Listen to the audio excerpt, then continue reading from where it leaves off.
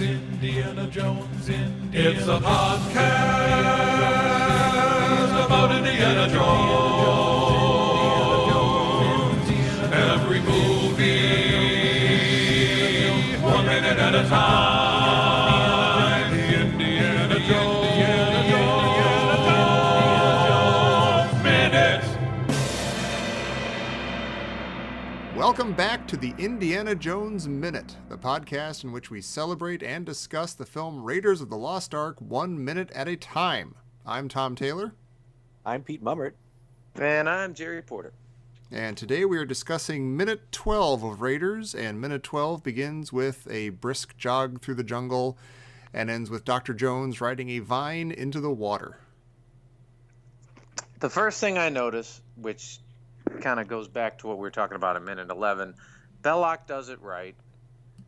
It's annoying, but he does, because, you know, Indy takes off, he's running through the woods, and they pass that Mesoamerican head again, or what is it, Pete? Checha Point idol, yeah. Yeah, and the birds fly out. And you know who doesn't freak out and get scared? The Jovitos. Yeah. And it's funny, the birds fly out at them. They don't fly out when Indy runs by, but as soon as the Jovitos run by, they fly out. And it reminds me of Indy's point guy.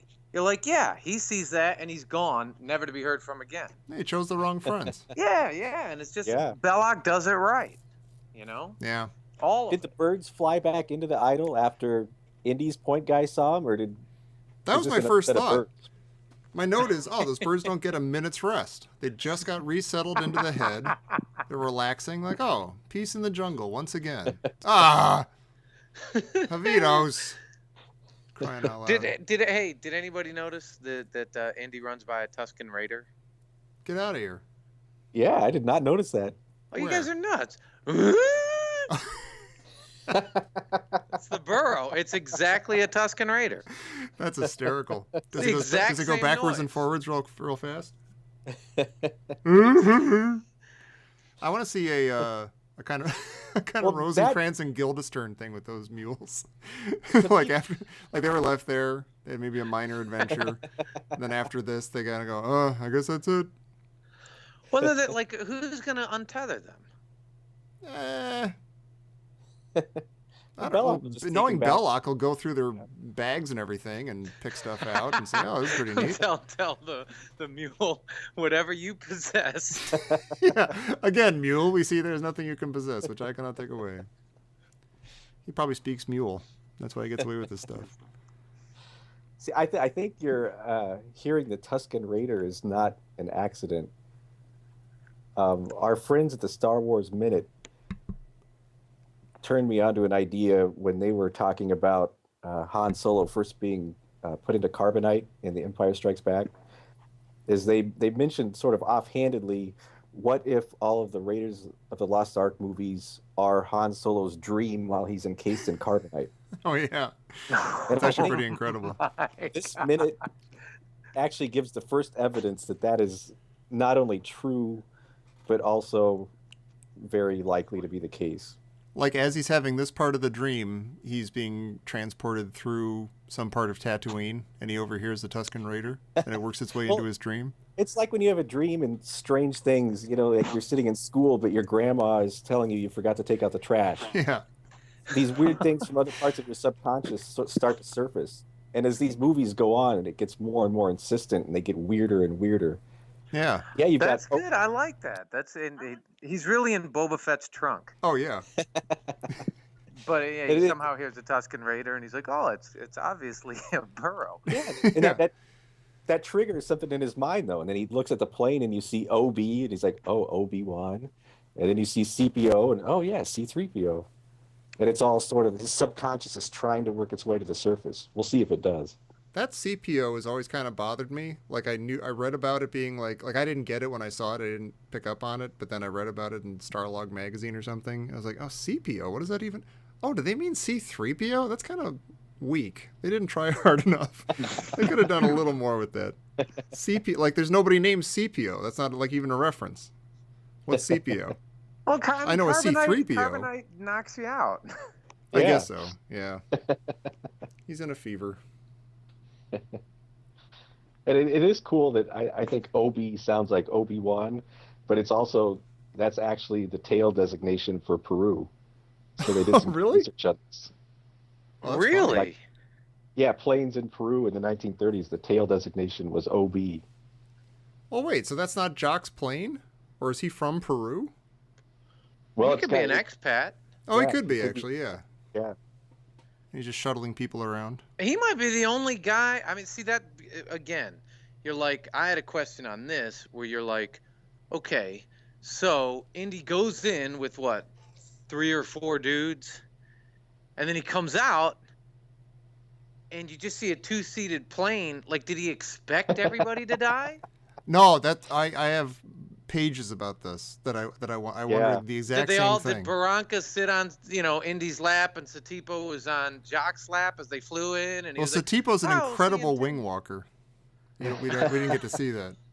Well, I thought this was an instance of Indiana Jones maybe the worst archaeologist of all time. Like he shows up and he hires these 4 guys, and they literally lead him like maybe half a mile. Like they have these 2 mules and when Indy runs back from the temple to the plane, I mean it takes him like 30 seconds. Yeah. I mean, Hey, what do you need a map for? Like, it's over the hill. And what do you need porters and mules for? Yeah, they're walking. I mean, it's like walking down the street. Well, I'm going to try to be charitable to both Indy as a traveler and archaeologist and not somebody who's going to try to, because I was trying to work this out in my head. So, like, maybe he prearranged with Jock that, like Satipo and Barranca, for all we know, they live there. They live in the area probably. So they walked him from wherever town they live in, and they were going to stay behind anyway. He was going to pay them off or whatever, or shoot them or something. And then, Jock would be there to take Indy home, or, take him to, as far as Anchorhead. And then, but Satipo and Barranca would stay there, so they weren't supposed to be in the plane.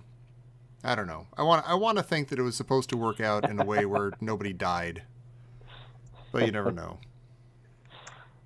Well, Jacques Verne. He's clearly an air pirate. Yeah. How do you know, Jerry? Yeah, he's an air pirate, whatever that is. I don't know. Maybe he's the local help, or maybe not. I wrote down. Is that just Jock being cool? Like, was that his gang in high school or something? Yeah, air pirates. That's yeah. So you want to be an air pirate? See, the air pirates thing, I actually looked up air pirates. I was curious about this. And the air pirates were a group of underground cartoonists in the early 1970s. Oh my gosh. Did parodies of Disney cartoons. They wrote comics, and they were sued by Disney for infringement. Oh, that's But hysterical. I thought this might have been a nice shout out to something which Jerry talked to me about offline, but I don't think talked about on the show, was that sort of that iconic boulder scene we just watched came directly out of a Scrooge McDuck comic. Oh, really? Yeah, my sister hit me to that. Yeah. We're gonna have her on one of these days. Yeah, shout out to my sister, Scrooge McDuck. That's hysterical. Yeah. Yeah, it was. And that was from the early 70s? The Scrooge McDuck? The Scrooge McDuck, I think, is from the 50s, but the Air Pirates sort of did parodies of Scrooge McDuck in the early 70s. Oh, that's funny. It was pilfered, if you will. Yes. Almost like a grave robber would do. Yeah, like a half-assed archaeologist might do. Exactly. To mention. Oh, I'm sorry. Go ahead. I was gonna say also when Jacques starts his plane, it's the Millennium Falcon hyperdrive. Oh, totally. It's exactly what it is. Yeah, and you're like, but what's interesting is the plane starts. It does. And my brain, when I heard it, especially this time, I'm like, oh my gosh, his plane failed too. But then it starts up, and you're like, oh. Well. Yeah. He had his negative power coupling properly aligned. But this scene has something you mentioned, Tom, when we discussed who's better, Han Solo or Indiana Jones, and I chose Indiana Jones. Mm-hmm. And the reason is this scene where he's running, and there's just dust, Yeah. flying from everything. Yeah. and he's like a hot mess, just running, and he's rolling around grabbing with his corpses. hat, and and you're like, Han Solo. I mean, I'm not disparaging Han Solo in the least, but he's sort of like 70s intergalactic cool. Yeah. Smooth. He would have made that swing into the water would have been a lot smoother if Han Solo had done it. Because Indy does this kind of like dangling kind of thing. Yeah, exactly. Like one arm kind of like just gets zero distance, no height. He just kind of flops into the water. It's just classic making it up as he goes along with dust flying. And again, that resonates with me. If anybody saw my car, oh my God! I mean, that's or your phone. I see you sort of infrequently now. You live far away, but every time I see you, you have a new phone that is smashed to pieces. And there's dust flying off it every time it rings. Yeah, this whole movie just gets me when he's running and you hear the first sort of strains of the Raiders March.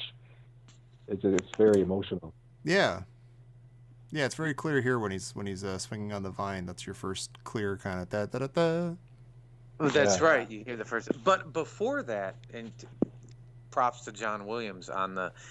I don't know if he said, "Hey, Mr. Williams, can you come up with something that resonates with like a South American pompous mischief?"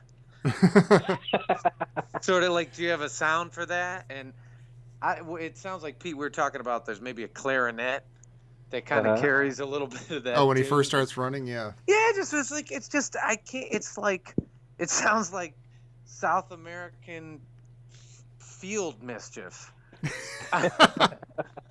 The South Americans are known for their field mischief. Yeah, and you're like, that music is perfect. Yeah. Yeah. And when you bring up the Indy theme, it's like dun dun dun dun, and then he collapses in the water. Yeah. Here's a hero falling on his face.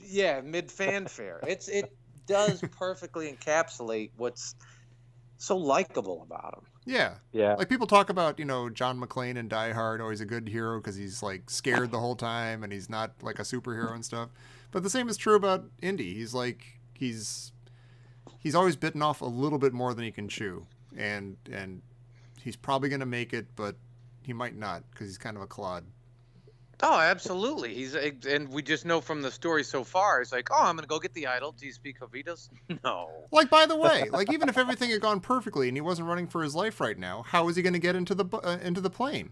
How is he going to get from the shore to the plane? Like, let's say he's holding this valuable idol. Is he just going to like swim and get soaking wet? Was Jock going to like paddle over to him or something? Well, Jacques, what's he's interesting? not well thought out, and I hate it. Jacques actually has something on the hook, which I really like, and he kind of is. And he's like, just wait, I just got something. I like Jock.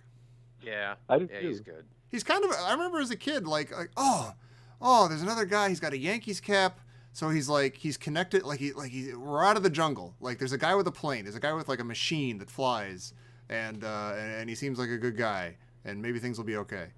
Like he's not chasing Indy. He might be on Indy's side. Well, also there's just the idea of an escape, like a harrowing escape via seaplane. Yeah. Yeah. Is one of those. It's like the bullwhip. You're like, okay, there's something I don't see every day. And when you're 10, you're like, plane that lands on water? The only thing you is see it a that boat or a is, plane? Yeah, it's Fantasy I'm losing Island. my mind. Well, all right. Does anybody have anything else for this minute? Nope, I'm good. Yeah, I'm good. I think I'm good too, and hopefully Indy's good too. And Pete, if people are worried about Indy and they're not sure he's going to make it, where can they get in touch with us so we can reassure them? Come visit us at IndianaJonesMinute.com, subscribe, and check out our Facebook page. That sounds like an excellent series of ideas. And I also recommend that everyone come back tomorrow and join us for minute 13 of Raiders, right here on the Indiana Jones Minute. Jock! Jock! They were naked butts. I can't believe it wasn't rated R.